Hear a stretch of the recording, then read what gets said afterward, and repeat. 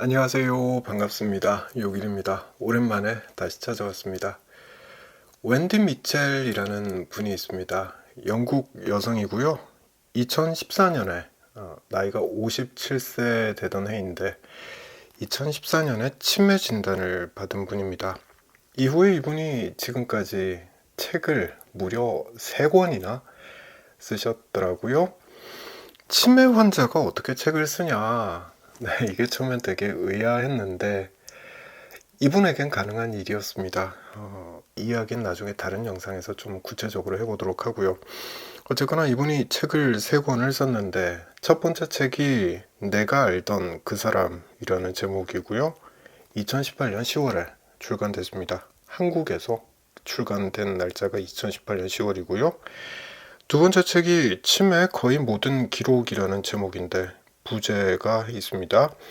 치매 환자가 들려주는 치매 이야기라고 되어 있고요. 이 책은 2022년 10월에 출간됐습니다.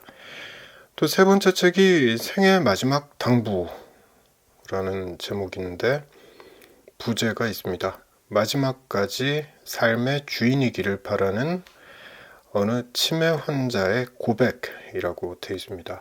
이 책은 2023년 12월에 출간됐습니다. 이 3권의 책을 전부 다 리뷰를 해볼 생각입니다. 방식은 좀 지금까지 제가 리뷰하던 것과는 달리 해볼 겁니다. 지금까지는 영상 하나에 책 한 권을 소개하는 식이었는데 이 책 3권은 좀 구체적으로 해보려고 해요. 책 한 권을 여러 편의 영상으로 나눠서 제작을 해보려고 합니다. 오늘은 첫 번째 책, 내가 알던 그 사람에 대한 첫 번째 영상입니다.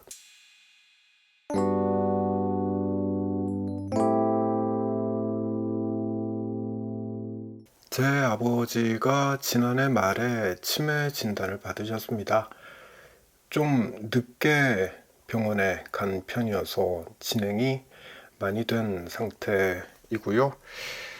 아버지가 치매라는 건 몇 해 전부터 알고 있었기 때문에 책을 보고 있었는데 그 책들 다시 꺼내서 보게 됐고요. 이 책도 그 중에 하나입니다. 공부하는 차원에서 치매 관련 책을 보고 있고요.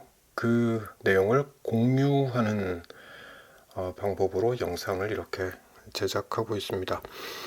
이 책은 저자가 2명입니다. 웬디 미첼, 치매 환자시죠. 그리고 저자인 거고요. 그리고 두 번째 공저자가 아나 와튼 씨입니다. 웬디 미첼 씨는 2013년 3월에 56세 되던 해에 치매 증세가 생기기 시작합니다.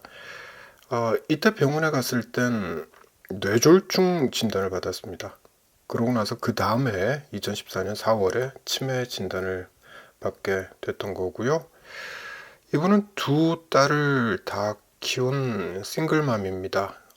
딸들이랑 지금도 같이 살진 않고 있더라고요. 이유가 있는데 이것도 다른 영상에서 좀 더 구체적으로 이야기를 해보겠습니다. 이분은 직장인이었습니다. 한국으로 치면은 국민건강보험공단 같은 곳에서 일을 했는데 영국에서는 NHS라고 부릅니다. 여기서 행정직으로 일을 했어요. 구체적으로는 간호사 수백 명의 근무 일정 같은 걸 관리하는 시스템을 관리하는 일을 했습니다. 치매 진단을 받은 후에 얼마간 더 일을 하다가 여기서 은퇴를 한 걸로 책에는 기술되어 있습니다. 사실 치매가 있으면 글쓰기 힘들죠. 잊어버리는데 어떻게 글을 써 싶은데 이분에겐 이게 어느 정도 가능한 거예요. 왜냐면 이분은 말하는 것보단 글 쓰는 게 좀 더 편하다고 합니다. 노트북을 켜놓고 타이핑을 하는 게 좀 더 편하다는 거죠. 물론 자꾸 실수를 하고 자꾸 잊어버리고 그럽니다만 이게 말하는 것보다는 편하다는 거예요. 그래서 이게 가능한 거죠. 글을 써서 책으로 만들어내는 게 가능했던 거예요. 그래도 이게 치매 걸리기 이전의 형태로 글을 자유롭게 쓰는 건 무척 힘든 상태이기 때문에 도움을 받습니다. 그 도움을 주는 분이 바로 공저자인 거죠. 아나 와튼 씨입니다. 아나 와튼 씨는 언론인이고요. 더 타임스 그리고 가디언 같은 언론사에서 기자로 20년 가량 일을 했던 분입니다. 어느 날 우연히 웬디 미첼 씨의 동영상을 봤다고 해요. 그 동영상을 보고 나서 자기 아버지가 떠올랐다는 거예요. 자기 아버지도 치매로 고생을 하신 분이라고 합니다. 또 어느 날 우연히 런던의 지하철역에서 이 웬디 미첼 씨하고 마주치게 됩니다. 이때가 웬디 미첼 씨가 치매 진단을 받은 지 3년차 되던 해였다고 하고요. 둘은 대화를 시작했고 책을 한번 써봅시다 라고 아나 와튼 씨가 제안을 했고 웬디 미첼 씨가 그럽시다 라고 호응을 하면서 책 쓰기 프로젝트가 시작된 거죠. 그래서 나온 책이 3권인데 이 책 3권 다 두 사람의 합작품이라고 보면 되겠습니다.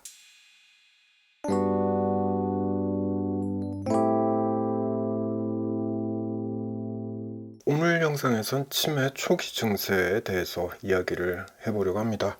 왜 이걸 모르고 지나쳤는가? 네, 이게 핵심 내용이 될 텐데 굉장히 후회 막급입니다. 근데 어쩌겠어요. 지나간 일인데 그럼에도 너무 아쉽죠.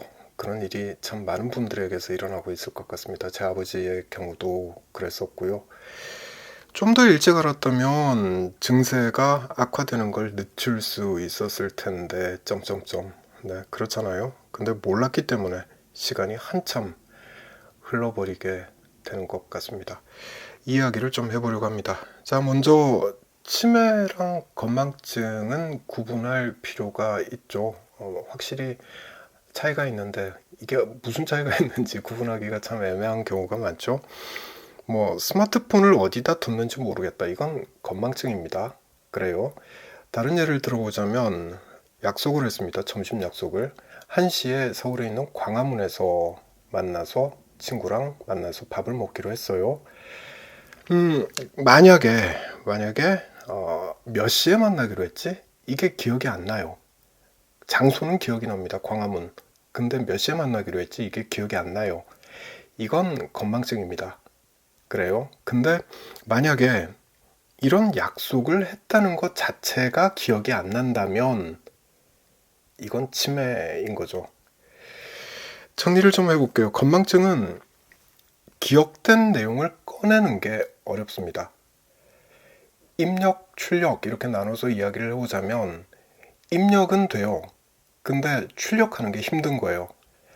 광화문에서 1시에 만나기로 했다. 2가지 정보가 입력된 거죠. 장소와 시간이 입력됐습니다. 근데 둘 중에 하나가 출력이 안 되는 거예요. 장소는 기억이 나는데 광화문에서 만나기로 한 건 기억이 나는데 몇 시에 만나기로 했는지 이게 출력이 안 되는 거예요. 이건 건망증입니다. 근데 치매는 입력 자체가 안 되는 거예요. 입력 과정에서 오류가 발생합니다. 그러니 내가 이런 약속을 했다는 것 자체를 기억하지 못하는 거죠. 네, 이렇게 차이가 있는 거예요.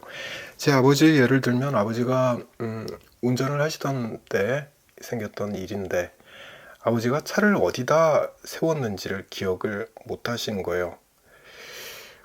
정확히 말하자면 아버지는 차를 병원 근처에 세웠다고 말씀을 하셨습니다. 그래서 병원 근처를 돌아다니면서 찾았는데 당연히 못 찾죠. 왜냐하면 차는 집 근처에 세워져 있었기 때문입니다. 자, 그럼 이건 치매냐 건망증이냐 애매하죠. 근데 돌아보니까 확실히 치매였다는 거 알 수가 있습니다. 건망증은 입력된 내용을 꺼내는 게 출력하는 게 힘든 거고 치매는 입력 자체가 힘든 거잖아요. 어디다가 차를 세웠는지 그 정보를 입력하는 것 자체가 힘든 건 치매다. 지금 와서 돌이켜보면 확실한 치매였다라는 거 알 수가 있습니다.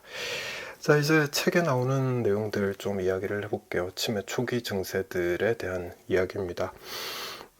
저자는 이렇게 이야기합니다. 감각이 달라지더라 라는 말을 해요. 감각이 달라진다. 평소처럼 강가에서 조깅을 합니다.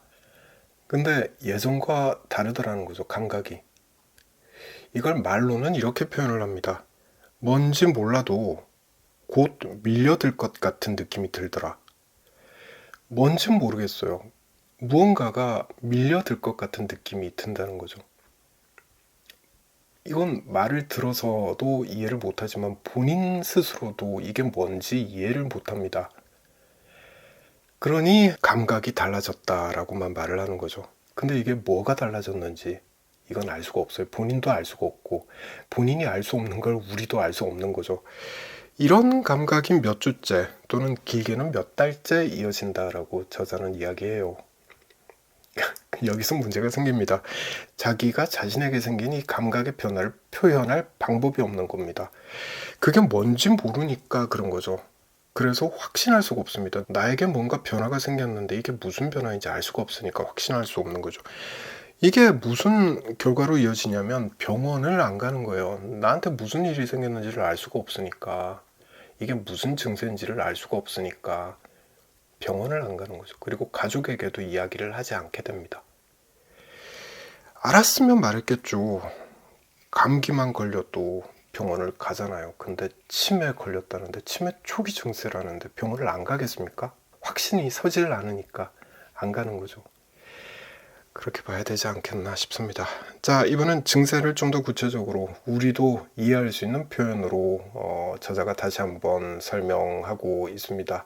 좀 살펴보면 이렇습니다. 머리가 몽롱하다.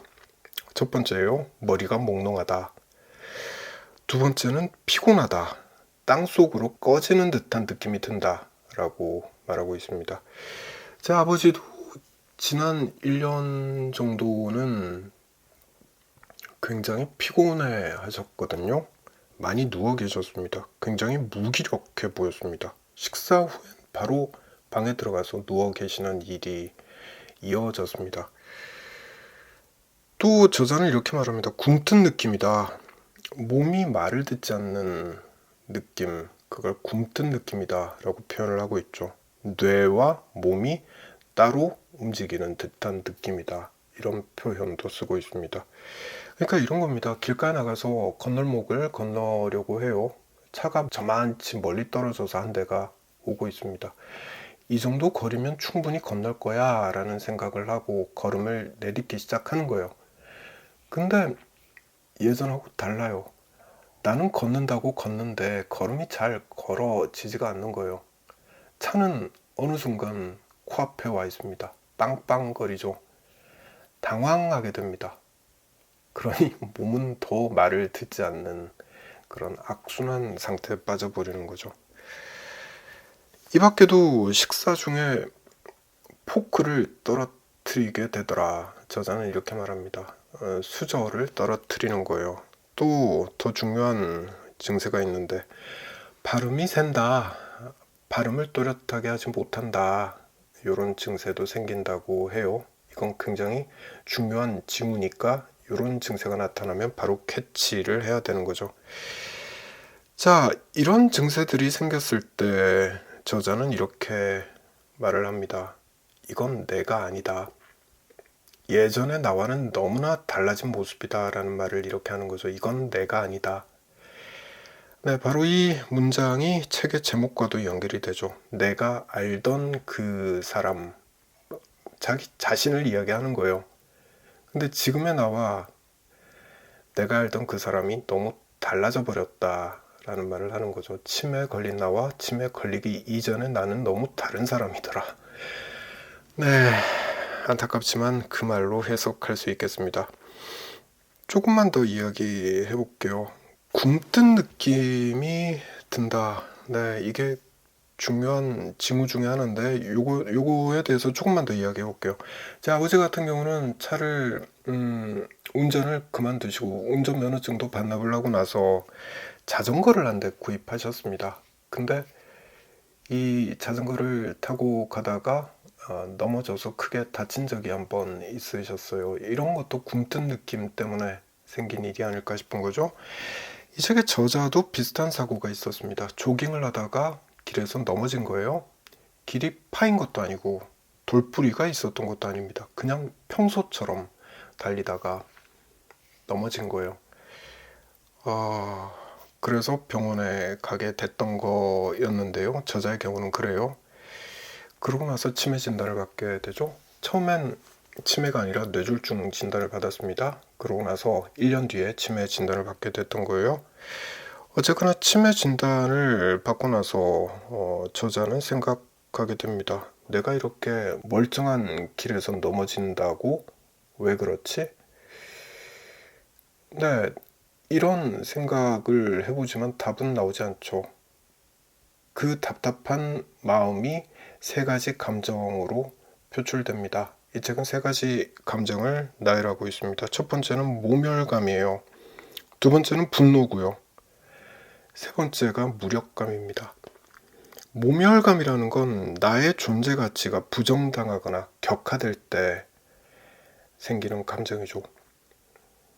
내가 예전처럼 뭔가를 할 수 없다라는 거, 내가 아닌 것 같다라는 거, 이건 나의 존재 가치가 부정당하는 느낌으로 이어집니다. 그러니 모멸감을 느끼는 거죠. 모멸감은 분노로 이어집니다. 배신감이라고 표현해도 될 것 같습니다. 몸이 나를 배신한 듯한 느낌이 들기 때문에 그럴 겁니다. 좀 있으면 무력감을 갖게 되죠. 할 수 있는 게 진짜 아무것도 없구나 라고 생각하게 되기 때문에 그렇습니다. 자, 이런 감정들과 함께 또 하나 주목할 만한 현상이 있습니다. 바로 부정하게 된다는 거예요. 나에게 닥친 현실을 부정하게 되는 겁니다. 내가 치매라고? 아니야, 절대 아니야 라고 부정을 하는 거죠. 제 아버지 같은 경우도 나이가 들면 당연히 나타나는 현상이다 라고 항변을 하셨습니다. 그래요. 저자의 경우도 마찬가지입니다. 반박하고 싶어 해요. 의사가 당신 치매인 것 같습니다 라고 말을 했을 때 반박하고 싶어 하죠. 그 수단으로 벽지를 바르기 시작합니다. 난 할 수 있어. 이미 예전부터 수십 번도 넘게 해본 일이기 때문에 이건 할 수 있는 일이야 라면서 시작을 해요. 이분은 여성인데 애 둘을 키우면서 돈이 많지 않다 보니까 웬만한 일은 혼자서 다 하셨던 것 같아요. 이사를 갔을 때 집안에 뭔가 고장이 나고 그러면 다 스스로 고치고 벽지도 새로 바르고 혼자서 그렇게 하셨던 거예요. 예전 같으면 정말 쉽게 했던 일인데 이걸 뜯고 다시 붙이고 뜯고 다시 붙이고 네, 반복하게 됩니다. 전기 소켓 주변을 말끔하게 도려내고 다시 발라야 되는데 그걸 못하는 거예요. 안 돼요. 엉망진창입니다. 방 하나 벽지 바르는 게 반나절이면 끝났던 일인데 이젠 3일을 해도 마무리를 짓질 못합니다. 그러니 자존심이 상하죠. 신경과 의사에게 나는 치매가 아니다, 퇴행하고 있는 게 아니다 라고 항변하고 싶어서 시작한 일인데 근데 안 된 거죠. 사흘간의 시도가 실패로 끝나고 이제 나는 무능하다라는 걸 나 자신에게 증명한 꼴이 되어버리는 겁니다. 그러니 모멸감, 분노, 무력감이 더해지는 거죠. 하나 다행인 건 저자에게 하나 다행인 건 이 과정을 거치면서 내가 치매라는 사실을 이분은 인정을 했다는 거예요. 그러니 약도 잘 먹고 관리도 하려고 노력하고 그랬던 거죠. 근데 제 아버지 같은 경우는 끝끝내 나는 건망증이 심해진 것이고 나이가 들면 이런 현상들은 나타나는 거야 라고 고집을 피우셨다는 차이가 있는 거죠. 이런 게 다 초기 단계에 나타나는 현상들이다 이렇게 말할 수 있겠습니다. 정리를 좀 해보겠습니다. 치매 초기 단계라는 걸 알면 당연히 병원에 가서 약을 받아 먹기 시작하겠죠. 감기만 걸려도 병원에 가는데 내가 치매 초기라는 걸 알게 되면 확신이 선다면 왜 병원에 안 가겠습니까? 근데 모르니까 확신이 안 서니까 이게 치매 맞나? 그냥 나이 들면 나타나는 현상 아닌가? 이런 생각을 하게 되니까 병원에 안 가게 되는 거죠. 병원 갈 시점을 놓치게 되고 나중에 증세가 좀 더 심각해지고 나서 병원에 갔을 땐 이미 진도가 많이 나가버린 상태가 되는 거죠. 그러니 왠지 요즘에 나 몸이 좀 이상해. 몽롱해. 정신이 몽롱해. 길 가다가 다리에 힘이 풀리고 자꾸 넘어져. 이런 증세가 있으면 자각하게 된다면 병원을 가 보셔야 되는 겁니다. 그리고 혹시나 부모님이 넘어져서 다쳤다면 자식은 물어봐야 되는 겁니다. 요즘에 혹시 머리가 몽롱하지 않으시냐고. 요즘에 혹시 다리에 힘이 풀리거나 자주 넘어지거나 그러지 않으시냐고 물어봐야 되는 거죠. 치매가 사실은 치료제가 없기 때문에 병원에 일찍 가면 뭐하냐 이렇게도 물을 수 있을 겁니다. 근데 아니더라고요. 치료제는 없지만 증세가 진행되는 걸 늦출 수는 있습니다. 그 약이 효과가 있더라고요. 그러니 병원을 증세가 있을 때 일찍 가는 게 무척 중요하다라는 거 알 수가 있습니다. 오늘은 치매 초기 단계에 나타나는 증세에 대한 이야기를 해봤습니다. 확신이 안 서기 때문에 병원에 가야 할 타이밍을 놓쳐버리는 경우가 많아서 아쉽다라는 이야기도 해봤습니다. 초기 증세는 이걸 좀 정확하게 인지하는 게 무척 중요하기 때문에 다른 영상으로 또 한번 만들어 보도록 하겠습니다. 오늘은 여기까지 하겠습니다. 감사합니다.